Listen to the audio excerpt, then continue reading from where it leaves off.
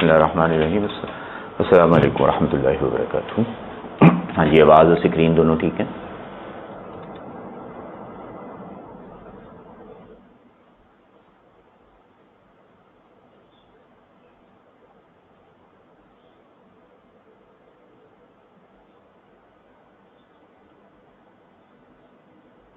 हाँ जी, कल हमने स्टार्ट किया था डेप्रिसिएशन और डेप्रिसिएशन की डेफिनेशन लिखी थी हमने।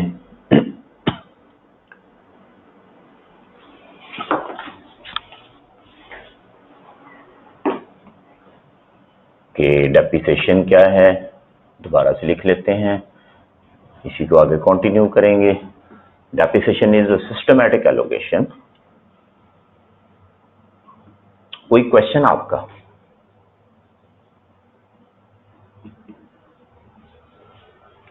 हाँ जी, जो कल हमने डिस्कस किया थोड़ा बहुत, उस पे आपका कोई क्वेश्चन? कोई क्वेश्चन नहीं, चलें जी।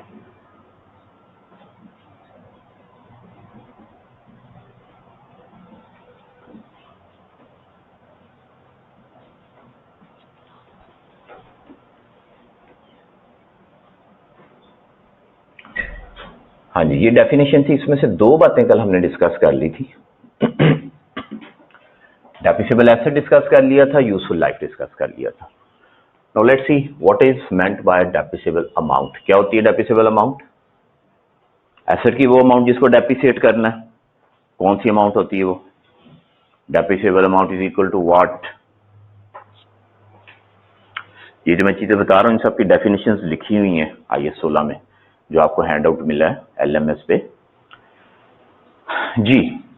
कॉस्ट माइनस रेजिडुअल वैल्यू को कहते हैं। शाबाश। रेजिडुअल वैल्यू क्या होती है? Expected sale price of asset minus cost of disposal, यानी नेट कितने का एसेट जो है वो बिक जाएगा। तो ये होती है रेजिडुअल वैल्यू। रेजिडुअल वैल्यू के और क्या नाम है? रेजिडुअल वैल्यू के कुछ और भी नाम हैं। क्या क्या हैं? Scrap value, very good. और दो और हैं। फेयर वैल्यू, ना तौबा करें।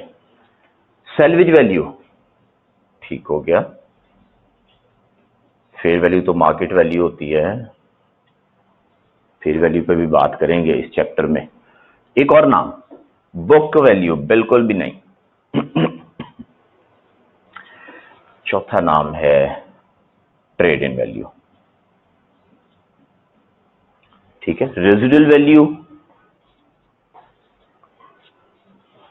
सैल्वेज वैल्यू, स्क्रैप वैल्यू और ट्रेड इन वैल्यू। इनमें से कोई भी नाम ले लें, एक ही बात है। What is meant by allocation? जी, एलोकेशन क्या है?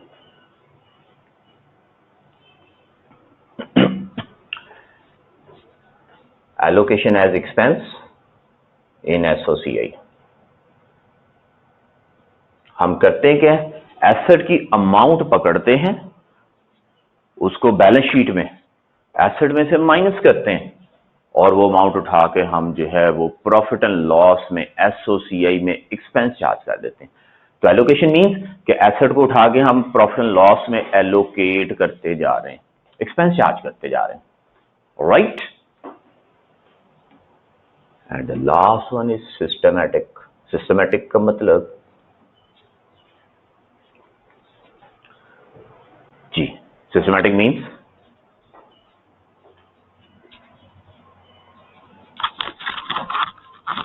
जी, सिस्टमैटिक एक पर्टिकुलर मेथड ऑप्ट करते हैं।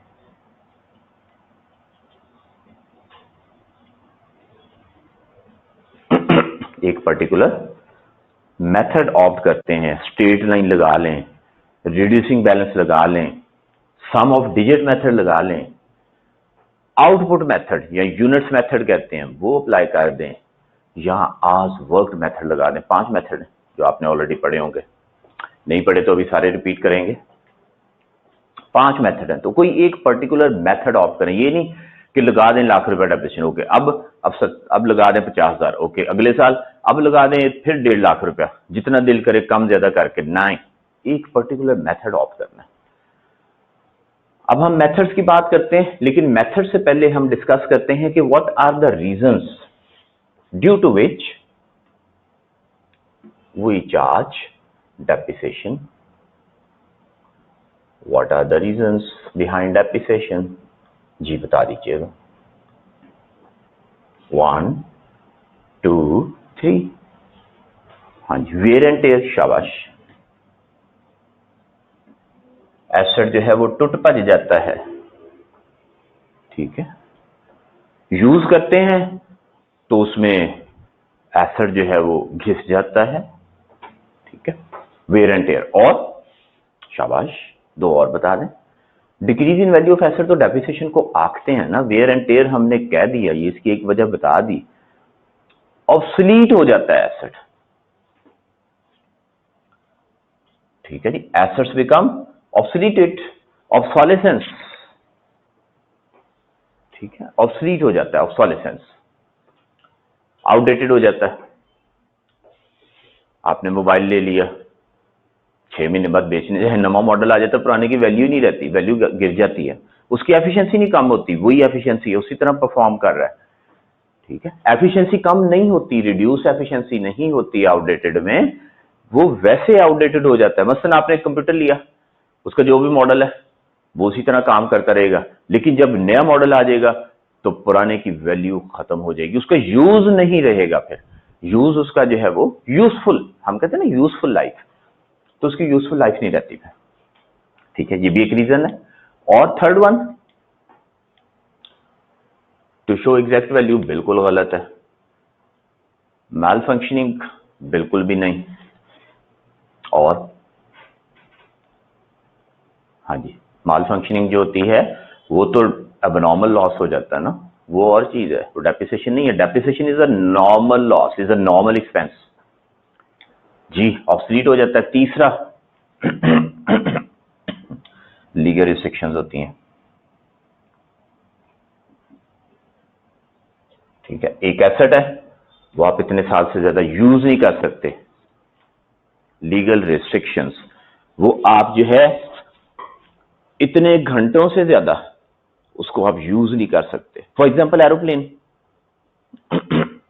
एरोप्लेन उसके इंजन की एक लाइफ है, जब वो लाइफ पूरी हो जाए तो then you are not allowed to fly that aeroplane, उसका इंजन नया लगाएं, ठीक है। या ओवरहॉल करना है तो ओवरहॉल करें, जो भी है, तो उसको जो है वो आप उस लीगल जो आपको रिस्ट्रिक्शन लगाई हुई है उससे बियॉन्ड आप नहीं जा सकते, तो अब उसकी लाइफ जो है वो उतनी है, आपको उतने टाइम में जो है उसको डेप्रिसिएट करना है, ठीक है। गाड़ी होगी, चलो रुक जाए सड़क पे, धक्का लगा लें, जहाज रुक गया हवा में तो उसको कैसे धक्का लगाएंगे, ये भी तो सोचने की बात है। एक बंदा आया गांव से, जहाज में बैठने लगा तो जहाज के दरवाजे पे खड़े होकर पूछने लगा कि भाईजान ये बताएं, यानी पंजाबी च, दसो कि राह विच तुसी जहाज में धक्का तो नहीं लवाओगे, क्योंकि गांव में बसें बुसें होती हैं, उनको अक्सर धक्का लगा के चलाते हैं। तो उन्हें कहा 10 रात जहाज खड़ा करके धक्का तो नहीं लवाओगे, एडा बड़ा जहाज है, किस तरह धक्का लवाएंगे। चलें, ये थी रीजंस ऑफ डेप्रिसिएशन। अब हम आते हैं methods of calculation of depreciation पे।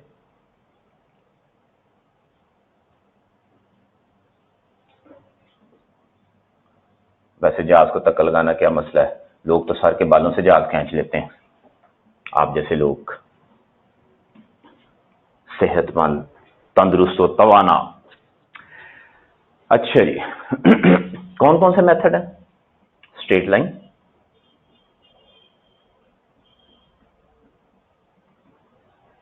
रिड्यूसिंग बैलेंस, इनके नाम लिख लेते हैं, फिर सबको 1 बाय 1 जो है हम डिस्कस करेंगे, इन सबके फॉर्मूलाज देखेंगे।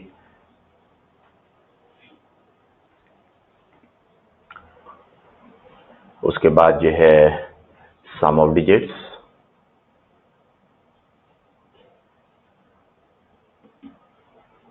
फिर आउटपुट जिसको हम यूनिट्स भी कहते हैं, ठीक है। ये सारे मेथड हैं। straight line method, reducing balance method, sum of digits method, output method, और last one is hours worked.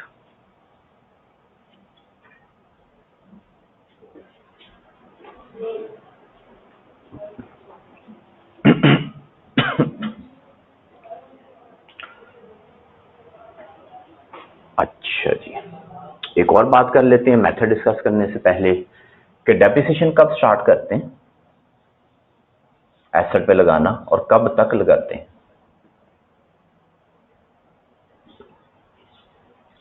Asset खरीद लिया तो डेप्रिसिएशन लगा देंगे, जिस दिन खरीदा उस दिन से डेप्रिसिएशन जी। जब यूज करना स्टार्ट करें तब डेप्रिसिएशन, नहीं यूज करने की शर्त नहीं है। When asset is available for use, यानी एसेट रेडी फॉर यूज हो जाए, चाहे उसको यूज करें या ना करें, available for use, ready for use हो जाए। मतलब मशीनरी खरीदी, डेप्रिसिएशन नहीं लगाएंगे, मशीनरी इंस्टॉल हो गई, डेप्रिसिएशन लगाना शुरू कर देंगे, यूजेबल कंडीशन में आ जाए चाहे यूज हो ना हो। Very good. और कब तक लगाएंगे? हाँ जी, कब तक लगाएंगे? Total use still useful life? नहीं जी, कब तक लगाएंगे? One asset is derecognise. शाबाश।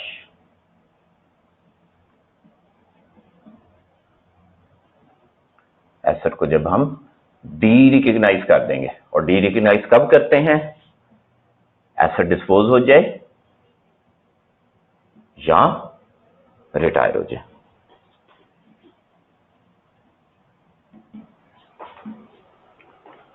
ठीक हो गई बात। एसेट डिस्पोज हो जाए या रिटायर हो जाए तो उस पर डेप्रिसिएशन लगाना बंद कर देते हैं। रिटायर का मतलब परमानेंटली रिटायर हो जाए, हमने प्रोडक्शन से बाहर निकाल दिया, उसका यूज बिल्कुल खत्म कर दिया। यानी कि मतलब क्या हुआ कि डेप्रिसिएशन हमेशा किस पे लगानी है? टाइम बेसिस पे, जिसे हम प्रो रेटा बेसिस भी कहते हैं और प्रोपोर्शनेट बेसिस भी कहते हैं। इन सब का एक ही मतलब है।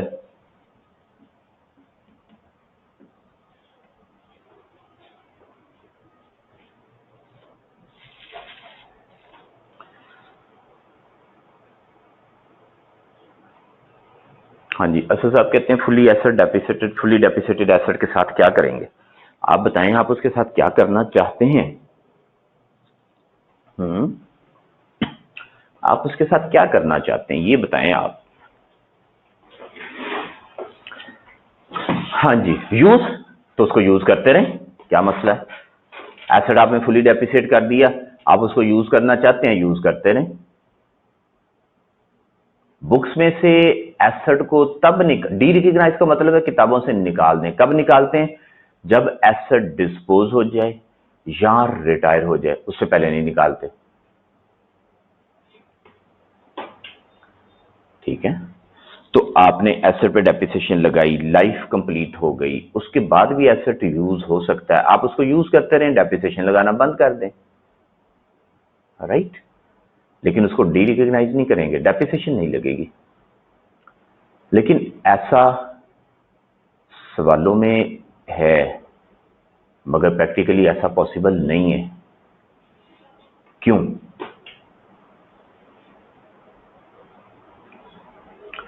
हाँ जी, टाइम बेसिस के नीचे कह रहे हैं, क्या लिखा हुआ है? टाइम बेसिस के नीचे है प्रो रेटा या प्रोपोर्शनेट।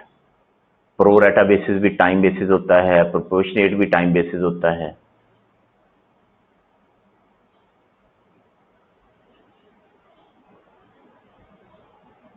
ठीक है, प्रो रेटा, प्रोपोर्शनेट, टाइम बेसिस, तीनों का एक ही मतलब है, ऑल्टरनेट वर्ड्स हैं। हाँ जी, बता रहे हैं, मैंने कहा कि एसेट उसके बाद यूज करते रहें, ये इसलिए कह रहा हूं कि हमने पढ़ना है, बल्कि पढ़ा है आपने। एसेट को हम यूज करते रहें, लाइफ खत्म हो जाए तब भी, लेकिन फिर डेप्रिसिएशन लगाना बंद कर देंगे। मगर ऐसा होने के चांसेस बहुत कम हैं कि एसेट फुली डेप्रिसिएट हो जाए, उसकी लाइफ खत्म हो जाए और जो है फिर भी हम उसको यूज करते रहें। ऐसा नहीं होगा। क्यों नहीं होगा? चलें, इस पे बात करेंगे बाद में। उसकी एक वजह है, उसकी वजह यह है कि हम रिव्यू करते हैं ना लाइफ को, हर साल रिव्यू करते रहते हैं लाइफ को, तो हमें पता होगा लाइफ चेंज हो रही है तो हम उसके अकॉर्डिंगली रिमेनिंग डेप्रिसिएशन लगाना शुरू कर देंगे। ये हमने पढ़ना है, पढ़ा हुआ है। Change in estimates, change in life, change in residual value, change in method, पढ़ा? ठीक है। तो जब हम हर साल रिव्यू करते रहेंगे, मसलन हमने कहा लाइफ है 10 साल, 8 साल गुजर गए, बाकी लाइफ कितनी? 2 साल। हम देखेंगे कि 2 साल हैं, पता लगा नहीं ये एसेट तो भी बड़ा अच्छा चल रहा है, ये 2 की बजाय जो है वो ये 5 साल निकालेगा, तो हम बाकी अमाउंट को 2 की बजाय 5 साल पे डेप्रिसिएट करना शुरू कर देंगे। तो इस तरह चांसेस कम होंगे कि एसेट फुली डेप्रिसिएट हो जाए। ठीक है। इवन आखिरी साल में भी हो, आखिरी साल है, साल खत्म हो गया, हमने डेप्रिसिएशन लगानी है, एसेट अभी भी चल रहा है, तो हम कहेंगे नहीं ये 1 साल में अभी नहीं खत्म करना, लाइफ तो आखिरी साल थी लेकिन ये भी 3 साल और चल जाएगा, तो उसको 3 साल पे डेप्रिसिएट कर देंगे। कैसा है ना मजे की बात।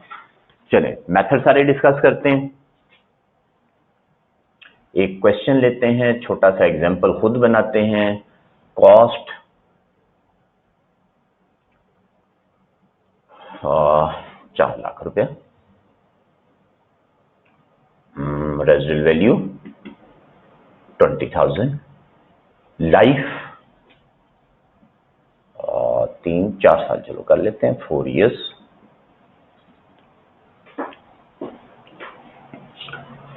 यहां पे भी जो है वो ईयर,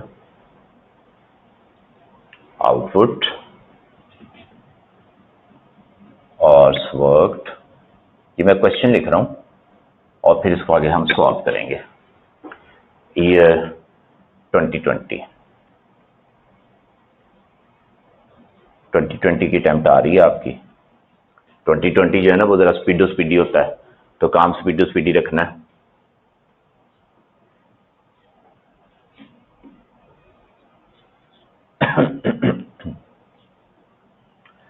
हाँ जी, output 18,000 units, 12,000 units, 15,000 units, 5,000 units. चलो, आज worked 7,000, 8,000, 3,000,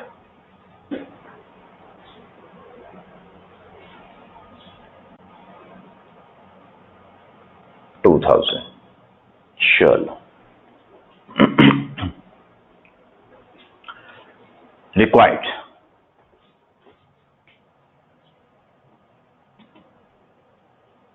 calculate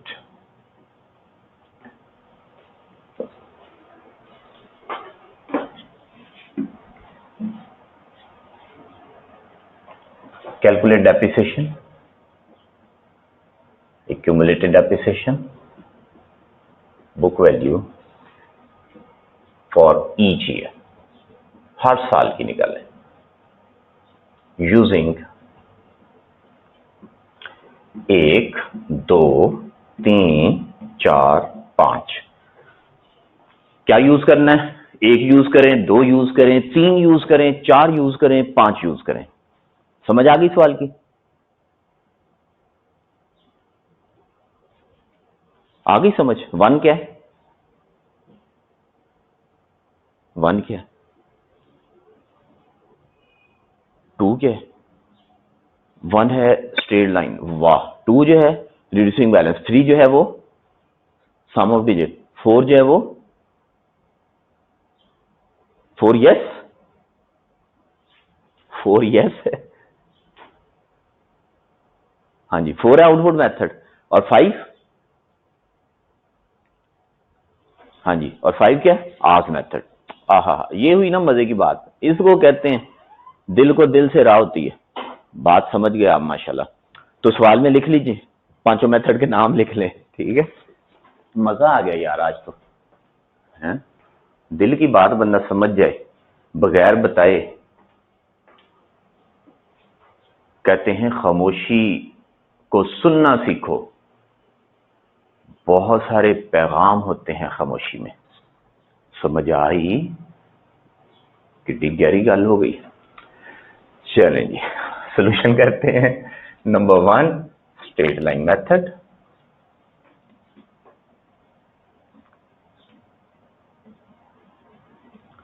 straight line method में डेप्रिसिएशन कैसे निकालते हैं? Cost minus residual value over useful life, ये फॉर्मूला इसका। तो कैलकुलेट कर लें। 400,000 minus 20,000 divided by 4, how much it is? 95,000। ठीक है जी, 90,000, 95,000 पर एनम मांगा हुआ। डेप्रिसिएशन भी बताएं, एक्यूमुलेटेड डेप्रिसिएशन भी बताएं, बुक वैल्यू भी बताएं। आप मुझे जरा ये बता दें बुक वैल्यू क्या होती है, यानी कि बीवी किसे आखते हैं? हाँ जी, बीवी क्या होती है? क्या बात है, कोई बोल ही नहीं रहा, शर्मा गए हैं? बता दो यार, बता दो ना। Cost minus accumulated depreciation.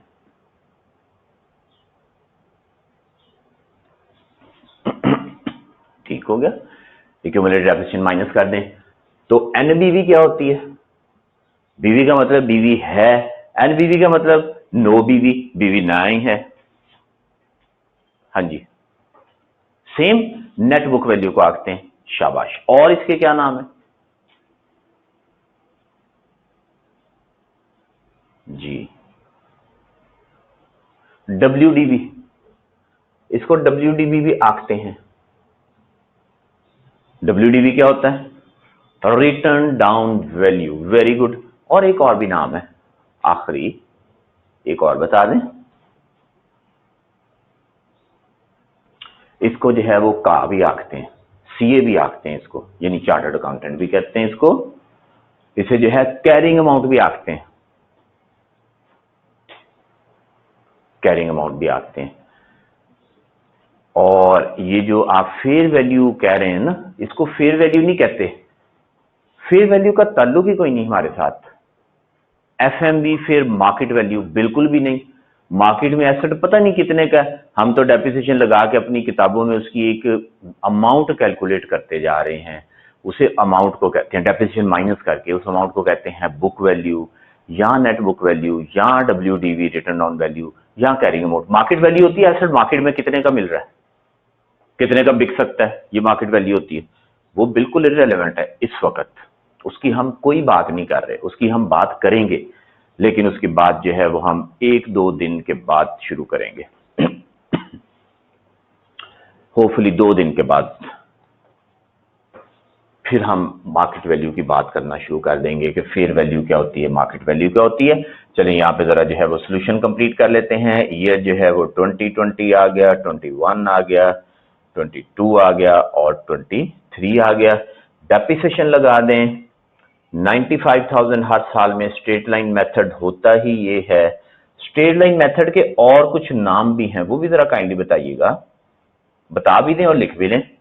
बताएं जी, स्ट्रेट लाइन मेथड के और क्या नाम होते हैं?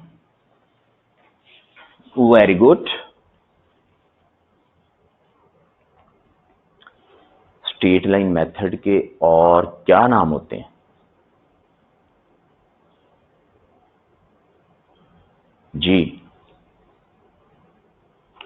कुछ और भी नाम है। फिक्स इंस्टॉलमेंट मेथड कहते हैं इसको, नोट कर लें।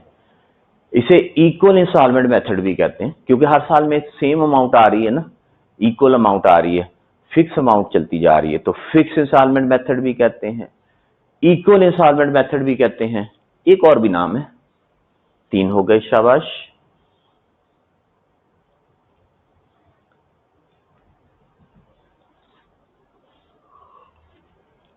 ओरिजिनल कॉस्ट मेथड भी कहते हैं। Very good. चलें जी, तो ये 4 नाम हो गए। ओरिजिनल कॉस्ट मेथड भी कहते हैं, fix instalment, equal instalment, straight line, ये सारे इसके नाम हैं। एक्यूमुलेटेड डेप्रिसिएशन बता दीजिएगा।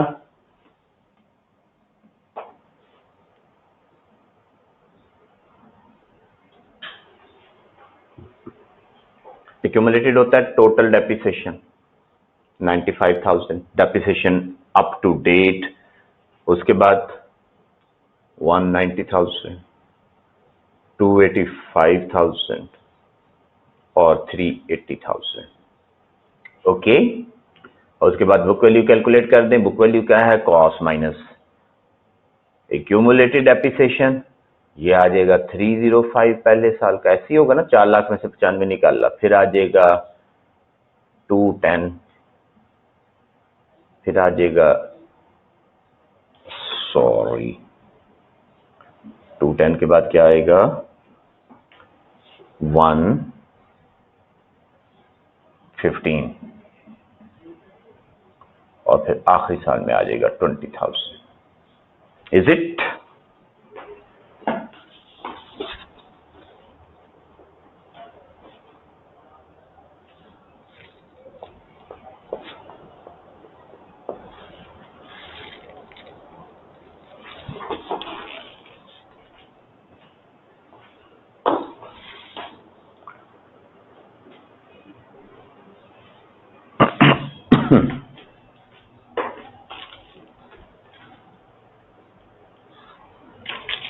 हाँ जी, कोई क्वेश्चन? ठीक हो गया स्ट्रेट लाइन मेथड।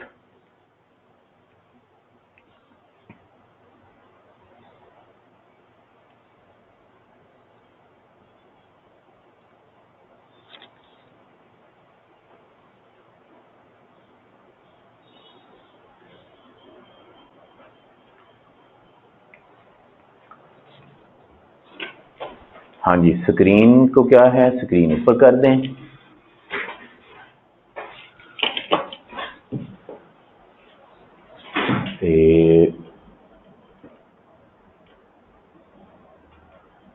ये लें जी।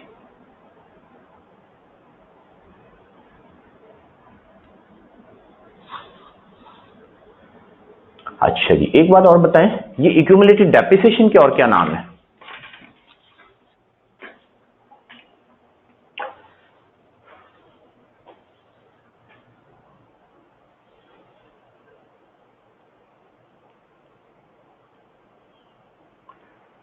हाँ जी, एक्यूमुलेटेड डेप्रिसिएशन के और क्या नाम हैं? प्रोविजन फॉर डेप्रिसिएशन इसको आखते हैं। शाबाश।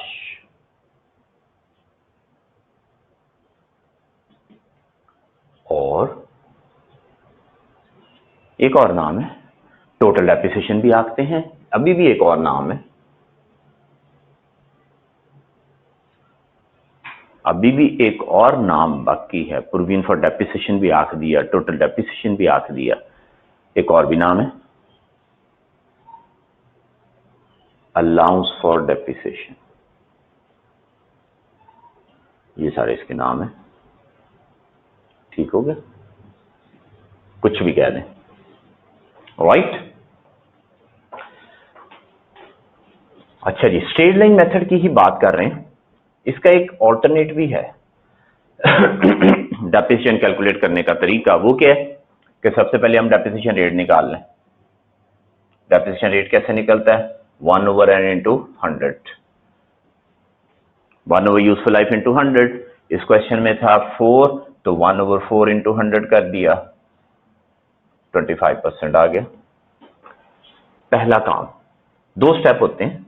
और दूसरा काम क्या है कि आप डेप्रिसिएशन की अमाउंट कैलकुलेट करें डेप्रिसिएशन रेट को यूज करते हुए। वो कैसे यूज होना है? Cost minus residual value into depreciation rate. ये भी स्ट्रेट लाइन मेथड ही चल रहा है, उसका ऑल्टरनेट कि इस तरह भी फाइंड आउट कर सकते हैं। 400,000 माइनस 20,000 इंटू 25%, तो obviously it will be equal to 95,000. There will be no difference at all. The same amount will appear.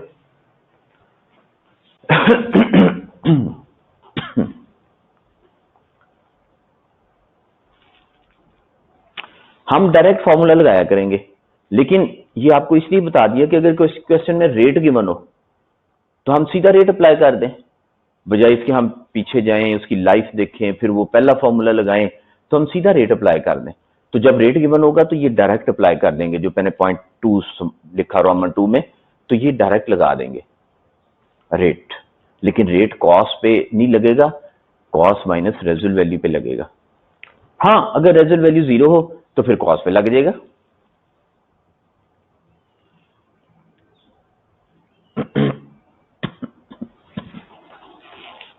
Right. Straight line method कब लगाते हैं? स्ट्रेट लाइन मेथड कब लगाते हैं?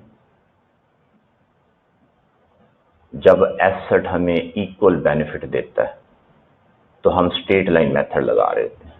ये मेथड जो है ना, ये depends upon the pattern of benefits, pattern पे डिपेंड करता है।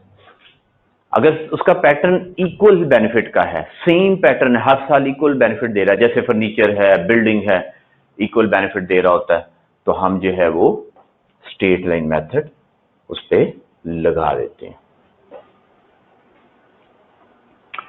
रेजुअल वैल्यू क्यों माइनस करते हैं? फॉर्मूला है, रेजुअल वैल्यू क्यों माइनस करते हैं? ठीक है, क्योंकि रेजुअल वैल्यू को हमने डेप्रिसिएट नहीं करना। हमने कहा डेप्रिसिएबल अमाउंट 4 लाख का एसेट है, उसमें से 20 मिल जाएगा, 3,80,000 का नुकसान होगा। ये 20,000 देखें ना, बुक वैल्यू है, ये तो हमारा नुकसान होना ही नहीं, ये पैसे तो हमें मिल जाने। तो 20,000 को तो डेप्रिसिएट नहीं करना ना हमने तो 380 को करना है, जो कि हमारा नुकसान हो जाना। डेप्रिसिएबल अमाउंट ही हमने ये कहा शुरू में, हमने कहा कॉस्ट माइनस रेजुअल वैल्यू। ठीक है, तो 4 लाख का एसेट है, 20 तो मिल जाना है, 380 का नुकसान होगा। वो 380 जो है, बजाय इसके हम चौथे साल में जाके लॉस डालें, हम कहते हैं नहीं, 380 जो है उसको 4 सालों में लॉस डालें। ये लॉस ही होता है ना डेप्रिसिएशन। मैचिंग कॉन्सेप्ट को फॉलो करते हैं, क्योंकि एक एसेट है, हमें प्रोडक्शन दे रहा है, उसको हम यूज कर रहे हैं, तो उससे रेवेन्यू आ रहा है, बेनिफिट्स आ रहे हैं, तो उसका खर्चा भी उसके साथ लिखना चाहिए, ताकि रेवेन्यू और एक्सपेंस दोनों आपस में मैच हों और प्रॉफिट निकल आए। तो डेप्रिसिएशन मैचिंग कॉन्सेप्ट की वजह से हम चार्ज करते हैं। ठीक है, और depreciation is a loss. Basically expenses are losses, losses are expenses. ठीक है, एक्सपेंस को लॉस कहते हैं, लॉस को एक्सपेंस कहते हैं, एक ही बात है। वैसे वो टर्म्स हम यूज करते हैं, एक्सपेंसेस और लॉस की, उस वक्त खास तौर पे यूज करते हैं जब वो किसी किस्म का लॉस होता है, नॉर्मल लॉस होता है, एबनॉर्मल लॉस होता है। लेकिन वैसे all expenses are losses of the business. क्यों लॉसेस हैं? Because expenses result in decrease of profit. हमारे प्रॉफिट को डिक्रीज इन रेवेन्यू, वो हमारे रेवेन्यू को कम कर देते हैं, हमारे प्रॉफिट को कम कर देते हैं। तो जो चीज भी हमारे प्रॉफिट को कम करेगी वो नुकसान है। एक एम्प्लॉई हमने रखा हुआ है, वो हमारा लॉस कर रहा है, क्योंकि हम उसको तनख्वाह दे रहे हैं, तो जितनी तनख्वाह दे रहे हैं वो हमारा लॉस है। लेकिन ये जरूरी होता है, अगर हम उसको रखेंगे नहीं, तनख्वाह नहीं देंगे उसको, अगर 50,000 रुपये तनख्वाह देते हैं तो उससे जो है वो 5 लाख रुपये का कम से कम कढ़ाएंगे, उसकी ची ची करा देंगे, चीखें निकलवा देंगे। पैसे दे रहे हैं ना, तो काम उससे करवाते हैं उससे ज्यादा का। ठीक है, ऐसे तो नहीं ना कोई किसी को तनख्वाह देता। चल second method, reducing balance method. इसके और क्या नाम है वो भी जरा बता दें। हाँ जी, रिड्यूसिंग बैलेंस मेथड के नाम बता दें। इसका नाम है डिमिनिशिंग वैल्यू मेथड, इसका नाम है डिक्लाइनिंग बैलेंस मेथड, इसका नाम है WDV मेथड। ये सारे इसके नाम है। ठीक है, reducing balance, diminishing balance, declining balance, WDV method, ये सारे इसके नाम है। और ये मेथड कब लगाते हैं? जब एसेट का बेनिफिट जो है उसका पैटर्न क्या है? रिड्यूसिंग बेनिफिट्स दे रहा है एसेट।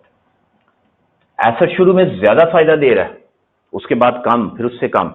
और रिड्यूसिंग बैलेंस मेथड में भी आप देखें वही मैचिंग कॉन्सेप्ट। अगर एसेट पहले साल में ज्यादा फायदा देता है तो आप पहले साल में ढेर सारी डेप्रिसिएशन लगा दें, दूसरे साल में थोड़ा फायदा दिया तो थोड़ी लगाएं, तीसरे साल में और कम दिया, चौथे में हमें मुन्ना सा फायदा दिया तो मुन्नी सी डेप्रिसिएशन लगा दें। भी देखते हैं ना इस सवाल में, तो शुरू में ज्यादा मैचिंग कॉन्सेप्ट बेनिफिट की वजह से। एक्यूमुलेटेड डेप्रिसिएशन का फॉर्मूला बता दें। वाह जी वाह, एक्यूमुलेटेड डेप्रिसिएशन होता है, डेप्रिसिएशन लिख लें, डेप्रिसिएशन ऑफ ईयर 1 जमा डेप्रिसिएशन ऑफ ईयर 2 जमा डेप्रिसिएशन ऑफ ईयर 3 जमा डेप्रिसिएशन ऑफ ईयर 4। सवाल खत्म हो गया।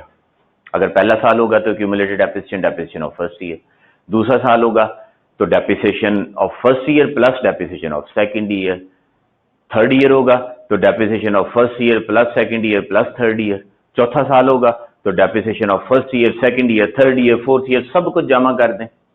और अगर 10 साल होंगे तो फिर डेप्रिसिएशन ऑफ पहला साल जमा दूसरा साल जमा तीसरा जमा चौथा जमा पंजवां जमा छठवां जमा सतवां जमा आठवां जमा नौवां जमा 10वां। काफी है या 100 साल पूरे कर दूं? हाँ जी बता दे। ये है कौन सा? CFSP 20023।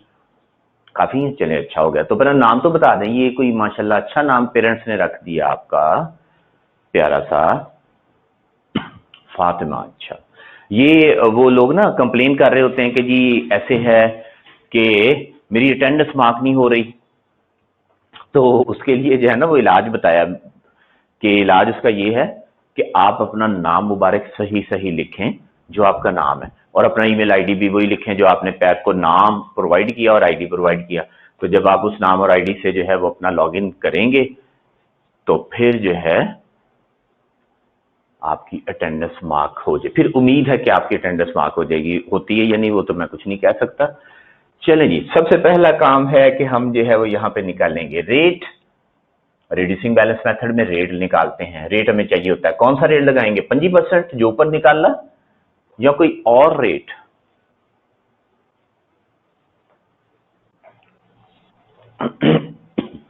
जी हाफिज़ उर्वा साहब, मैंने पहले ही जो है वो अपनी बात को विड्रॉ कर लिया। वही रेट होगा 25%। बिल्कुल गलत हो गया जनाब, ऐसा कभी भी नहीं होता। अगर ये क्वेश्चन हो तो हम रिड्यूसिंग बैलेंस में एक नया रेट निकाल लेंगे। उसका फॉर्मूला होता है 1/nth रूट ऑफ S/C। उसका फॉर्मूला है n क्या है? Useful life. S क्या है? Residual value, scrap value. और C क्या है? कॉस्ट। पुट करें इस फॉर्मूला में फिगर्स। 1 माइनस 4 साल है, 4th रूट ऑफ S है 20,000 और कॉस्ट है 400,000। ये सारा फैक्टर इसको कैलकुलेट करें और फिर 100 से मल्टीप्लाई कर दें। आपने 4 डेसिमल लेने हैं, जब 100 से मल्टीप्लाई करेंगे तो फिर 2 डेसिमल रह जाएंगे।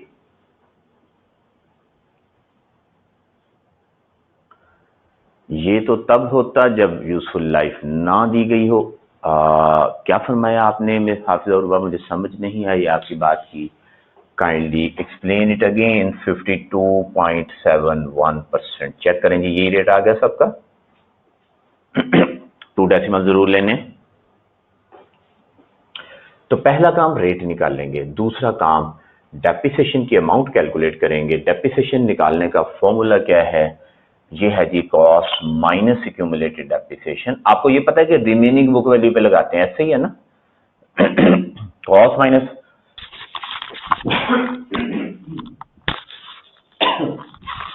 Sorry excuse me, cost minus accumulated depreciation into depreciation rate.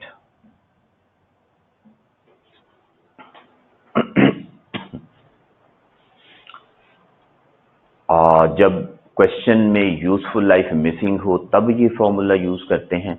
और नहीं जनाब, यूजफुल लाइफ होगी तो ये फॉर्मूला लगेगा। कि यूजफुल लाइफ ना हो तो इस फॉर्मूला को कैसे अप्लाई कर सकते हैं? आप देखें, इस फॉर्मूला में n भी लिखा हुआ है, तो हमें लाइफ भी गिवन है, हमें स्क्रैप वैल्यू भी गिवन है, हमें कॉस्ट भी गिवन है, हमने डेप्रिसिएशन कैलकुलेट करनी है, रेट नहीं बताया हुआ, तो हमें रेट खुद से निकालना है। ये फॉर्मूला उस वक्त लगाते हैं जब रेट नहीं बताया होगा।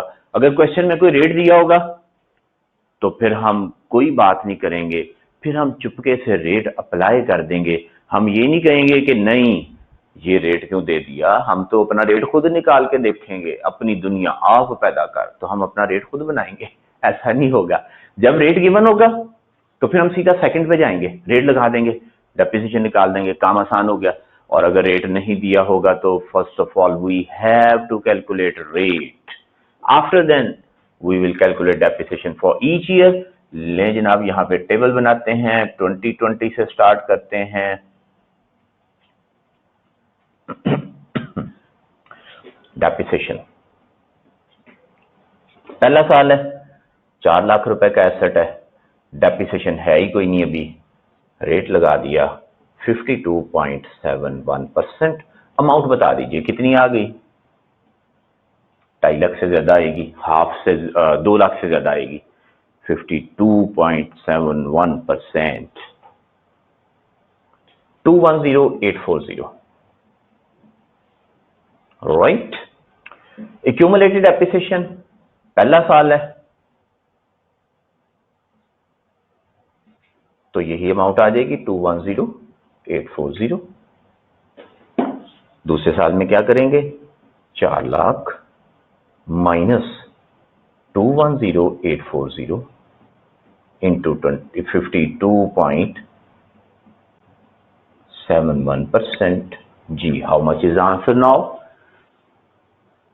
यानी जो बुक वैल्यू है उस पर डेप्रिसिएशन लगाते जाएं।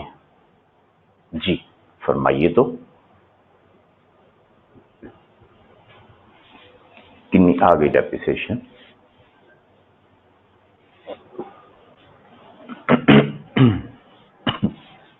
डबल 9,706 लें जनाब, 9,9,706 टोटल कर दीजिए प्लीज।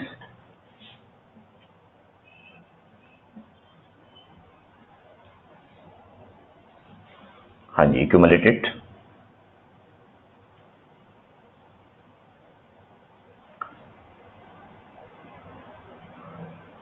310,546 शायद चले। थर्ड ईयर में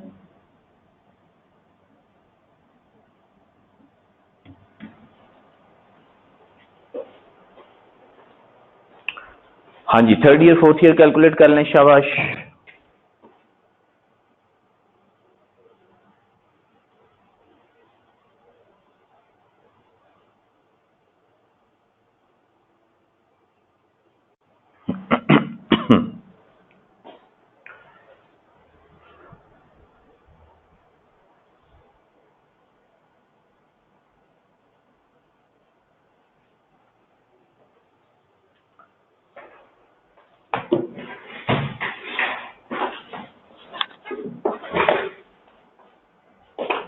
अच्छा जी, थर्ड ईयर की आ गई 47151 और फिर फोर्थ ईयर की भी निकाल दें,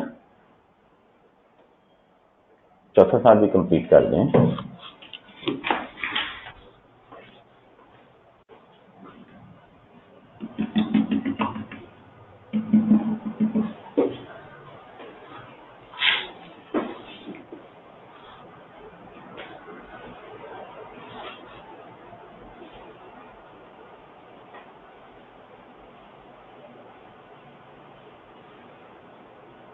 डबल 2,311 और 4 सालों का टोटल करके देखें कितना आ रहा है।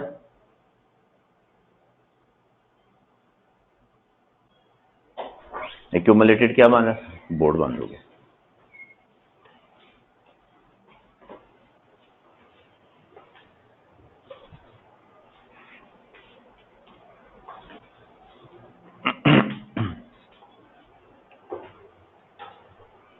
रेजिडुअल वैल्यू यूज नहीं होगी।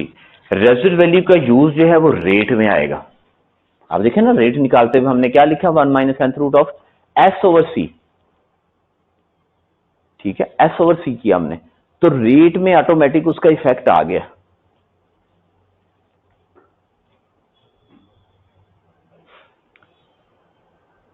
ठीक, तो कहीं और रेजिडुअल वैल्यू का यूज नहीं होना। लेकिन ये अभी टेबल पूरा करेंगे, आप देखेंगे एंड पे बुक वैल्यू 20,000 आएगी।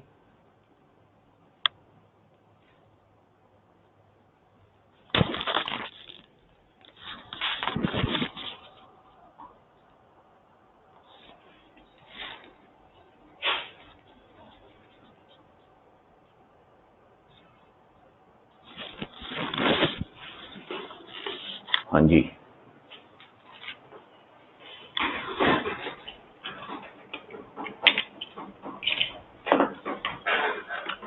हाँ जी, बता दें आखिरी साल में क्यूमुलेटेड एप्रिसिएशन कितनी बनी?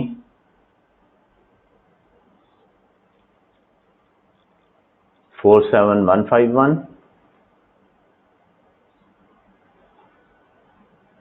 47151 और उसके बाद थी 22311।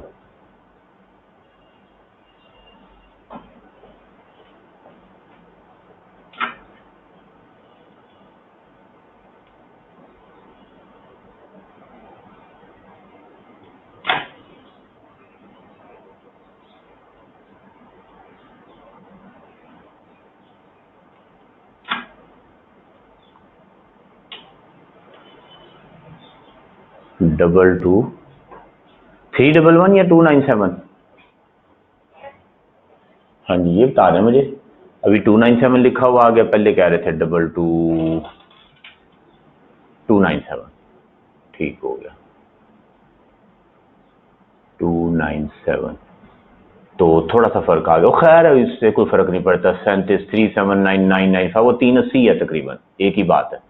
वो एक्चुअली ना रेट हमने राउंड कर दिया, आपने देखा डेसिमल आगे भी जा रहे थे, हमने 2 डेसिमल ले लिए। अगर हम इन 2 को छोड़ के जो है वो क्या करें 4 डेसिमल ले लें तो और ज्यादा अच्छा आंसर आ जाएगा। तो ये 2-4 रुपए के फर्क से कोई फर्क नहीं पड़ता। चलो ये नहीं कह रहे हैं वो इधर 8 बनता है तो इसको 8 कर दें और इसको जो है वो 6 कर दें। चल गए।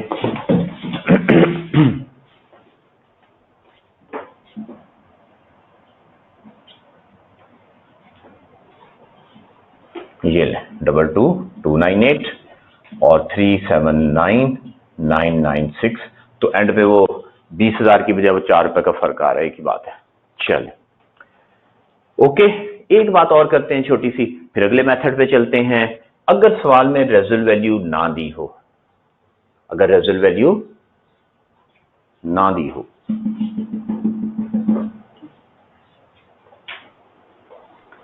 तो फिर क्या करेंगे? एस की जगह 0 लिख देंगे। हाँ जी, रिड्यूसिंग बैलेंस मेथड की बात हो रही है, रिड्यूसिंग बैलेंस मेथड की बात हो रही है। एस की जगह क्या लिख देंगे?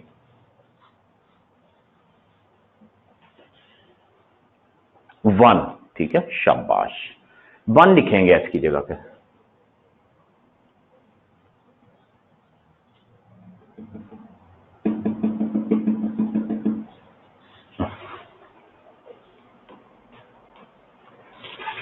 चलें जी अगले मेथड पे मूव करते हैं।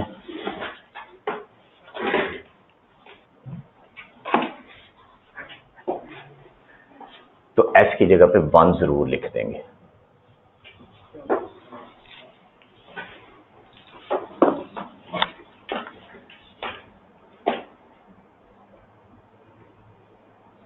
ठीक है, और एक चीज आपने शायद सुनी होगी पहले कि स्ट्रेट लाइन मेथड में एसेट 0 हो जाता है, लेकिन रिड्यूसिंग बैलेंस मेथड कभी एसेट कभी 0 नहीं होता। उसकी वजह ये है कि हम जो है वो रेट में 1 लिख देते हैं कम से कम, तो इसलिए एसेट कभी 0 हो नहीं सकता। ले जी थर्ड मेथड पे चलते हैं, सम ऑफ डिजिट मेथड। हाँ जी बताएंगे सम ऑफ डिजिट मेथड कैसे अप्लाई करते हैं?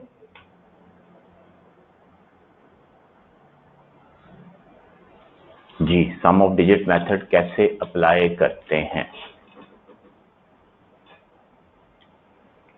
सम ऑफ डिजिट थर्ड मेथड। हाँ जी 1 जमा 2 जमा 3 जमा 4 करेंगे।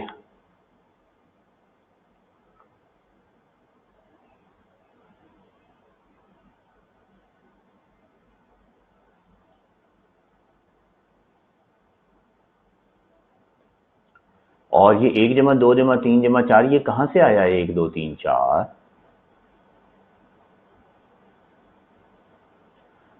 हाँ जी जितने भी साल होंगे उतने डिजिट लगा देंगे। ठीक है, मसलन 4 साल हैं तो 4 डिजिट लगेंगे, लेकिन कैसे लगेंगे? डिसेंडिंग ऑर्डर में 1 2 3 और 4। सबसे पहले साल को सबसे बड़ा डिजिट, तो यहां पे हमारे 4 साल हैं तो हमने 4 डिजिट लगा दिए 4 3 2 1 और इनको जमा कर देंगे। 8 साल होंगे तो आखिरी साल को 1, फिर उसके ऊपर 2 3 4, इस तरह 8 पहले को लग जाएगा, 8 7 6 इस तरह चलता जाएगा। 10 साल होंगे तो 10, 9, 8, 7 डिसेंडिंग ऑर्डर में नेचुरल नंबर्स। ठीक है, ये हमने क्या किया, ये हमने डिजिट्स लगा दिए हर साल को। डिजिट्स लगाने के बाद, हाँ जी राइटिंग समझ आ रही। डेप्रिसिएशन कैसे निकालेंगे, डेप्रिसिएशन का फॉर्मूला क्या होगा, ये जो लैपटॉप का होता है ना पैड, उस पे मैं लिख रहा हूं। ठीक है, क्योंकि मेरा बोर्ड जो है वो इस वक्त थोड़ा सा मसला कर रहा है, लेकिन कोई बात नहीं, बोर्ड चले ना चले हम तो चलेंगे ना। तो कॉस्ट, और ये माउस भी नहीं है मेरे पास, तो जाहिर है ये हाथों के साथ जो है वो कॉस्ट माइनस रेजिडुअल वैल्यू, तो इसलिए थोड़ा सा जो है ना स्पीड भी इस तरह कम हो जाएगी, divide by sum of digits, divided by sum of digits जो हमने टोटल किया। टोटल कितना आया, 4, 3, 7, 10 आ गया टोटल।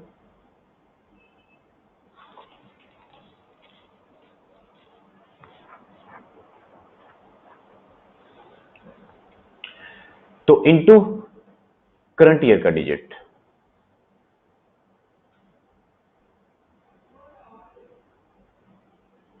ठीक है, ये फॉर्मूला लिख लेते हैं।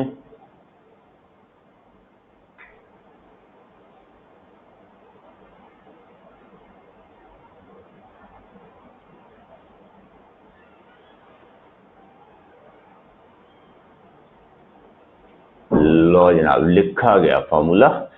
तो पहले साल 400,000 माइनस 20,000,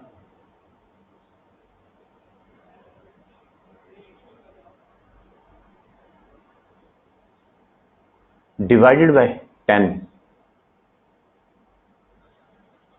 इंटू क्या कर देंगे, इंटू 4 कर देंगे, हमारे पास जो है वो डेप्रिसिएशन आ जाएगी। दूसरे साल में सारा फैक्टर यही, उसको 3 से मल्टीप्लाई कर देंगे। तीसरे साल में सारा फैक्टर यही, उसको 2 से मल्टीप्लाई कर देंगे। और चौथे साल में सारा फैक्टर यही, उसको 1 से मल्टीप्लाई कर देंगे। तो हमारे पास जो है वो डेप्रिसिएशन की अमाउंट आ जाएगी। तो काइंडली कैलकुलेट कर लें प्लीज। उसके बाद फिर एक्यूमुलेटेड डेप्रिसिएशन बुक वैल्यू का कॉलम भी बना लें। पहले साल में बता रहे हैं जी डेप्रिसिएशन आ रही है 152,000, ठीक हो गया।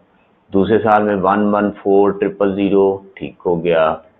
तीसरे साल में 76,000, ठीक हो गया। और आखिरी साल में 38,000 शायद बन जाएगा। चलें जी, एक्यूमुलेटेड डेप्रिसिएशन का कॉलम बनाएं और उसके बाद बुक वैल्यू का भी बनाएं।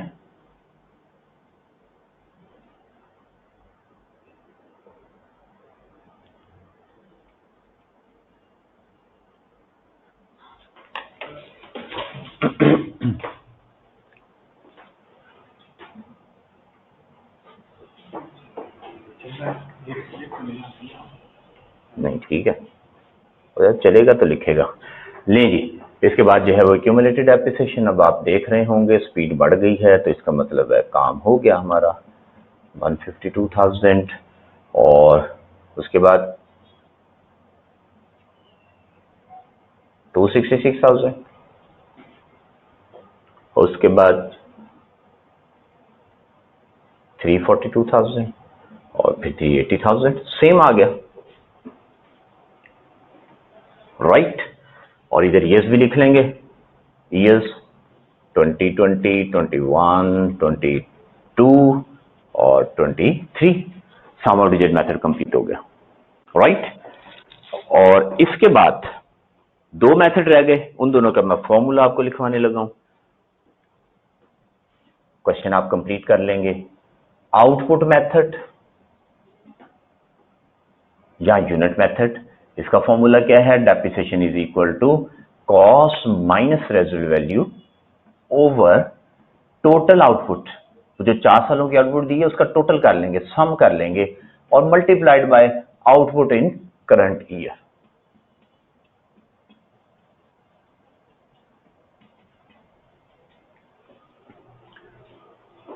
ठीक है, ये फॉर्मूला आपने लगाना है, चारों साल की डेप्रिसिएशन निकालनी है। एक्यूमुलेटेड डेप्रिसिएशन बुक वैल्यू सारा कंप्लीट करेंगे आप, और फिर आज मेथड करेंगे, आज वर्क मेथड, तो उसमें भी फॉर्मूला इसी तरह डेप्रिसिएशन का यूज कर रहे होंगे, तकरीबन इसी पैटर्न पे, cost minus residual value over total hours, कितने आवर्स जो हैं काम करना है ओवर द पीरियड, और मल्टीप्लाई करेंगे hours worked in current year. हर साल की डेप्रिसिएशन ये फॉर्मूला लगा के जो है वो, हाँ जी बिल्कुल, शाहजी साहब ने कहा कि सम ऑफ डिजिट में n इंटू एन प्लस 1/2 करें, बिल्कुल सही है ये फॉर्मूला, इससे भी टोटल आ जाएगा। अभी ये जो हमने टोटल निकाला इसका एक फॉर्मूला है n into N plus 1 divide by 2, n जो है वो 4 है, आप ये फॉर्मूला लगाएं, करके देखें तो 10 ही आएगा, बिल्कुल सही है, एग्रीड, ऐसे ही है। अच्छा जनाब, आपने क्या करना है, ये चौथा पांचवा मेथड कर लेना है और एक एग्जांपल खुद से बनानी है, जो सवाल लिखा हुआ है वही सारा सवाल होगा, उसकी एग्जांपल खुद से बना लें, जिसमें आप कॉस्ट, रेजिडुअल वैल्यू और लाइफ वगैरह जो है वो आप खुद अपनी मर्जी से लिख लें, और फिर आपने उसको सॉल्व भी करना है, ठीक है, एग्जांपल बाय यू। तो आप जो है वो खुद से एक एग्जांपल बना के ये पांचों मेथड जो है ये अच्छी तरह कर लीजिएगा। फरमा रहे हैं आप साथ साथ कि पहले दो मेथड बहुत नहीं है। जी जनाब, जो मेथड पेपर में आ जाए वो काफी है, जो मेथड पेपर में आ जाए वो काफी है, तो इसलिए ये चूंकि मेथड है तो उनको एहतियातन कर लेना चाहिए। हम जो काम करेंगे ना पेपर के पॉइंट ऑफ व्यू से करेंगे, हम सिलेबस से बाहर नहीं जाएंगे, पेपर से पॉइंट ऑफ व्यू से जो चीजें इंपॉर्टेंट है उन्हीं पे हम कंसंट्रेट कर रहे होंगे, एक्स्ट्रा काम आपको बिल्कुल नहीं कराया जाएगा। हम जो है दानिया साहब, आपने जो है वो जिसमें मैंने डिस्कस किया था प्रोफिशिएंसी और टेस्टिंग लेवल, वो लेक्चर अटेंड किया, बताइए तो जरा। हाँ जी दानियल नवाज साहब, किया, तो उसमें समझ नहीं आया। नेक्स्ट क्लास स्टार्ट होगी, क्लास के स्टार्ट में पूछ लीजिएगा, क्योंकि अभी हमारा टाइम एंड हो गया, अगला पीरियड स्टार्ट हो रहा है। टीचर